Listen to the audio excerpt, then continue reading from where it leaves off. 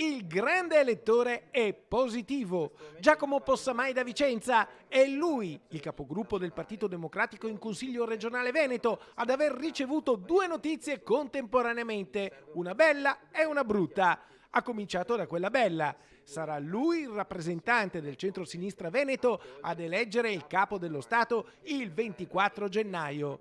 Nemmeno il tempo di festeggiare ed ecco già la notizia brutta. Giacomo Possamai è appena risultato positivo al Covid. Sono positivo, sono in quarantena a casa, ma sto bene, ho soltanto un lieve raffreddore. Ieri ho fatto il tampone di routine che fanno sempre i consiglieri regionali prima di entrare in consiglio regionale e sono risultato positivo, non avevo sintomi, quindi probabilmente non avrei neanche saputo di essere positivo se non avessi dovuto fare il tampone per l'ingresso in consiglio.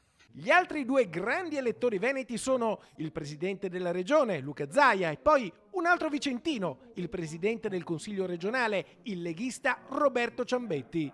Ieri, durante l'elezione a Venezia, a Palazzo Ferrofini, si era sparsa la voce che alcuni consiglieri potessero essere positivi e per questo erano stati tenuti in isolamento fuori dall'aula. Ma in realtà si era trattato di un equivoco. È Giacomo Possamai, l'unico alla fine a risultare effettivamente positivo, a raccontarci questo retroscena. C'è stato un momento molto particolare in cui insieme a me anche altri consiglieri non hanno potuto subito votare perché il primo esito del tampone era stato indeterminato e quindi i consiglieri di cui non si sapeva ancora se fossero positivi o negativi hanno votato fuori dall'aula con un commesso che con i guanti ha depositato la scheda. Quindi, come sempre, è stata una grande attenzione alla sicurezza e alla sanità anche di ciascun consigliere, perché le regole del Consiglio regionale sono molto stringenti.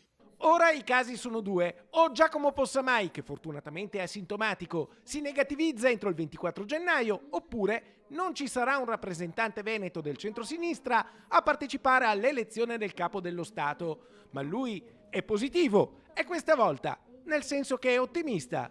Ma conto ovviamente di essere negativo prima del 24 di gennaio in modo tale da poter andare a Roma ed esercitare il mio dovere di grande elettore.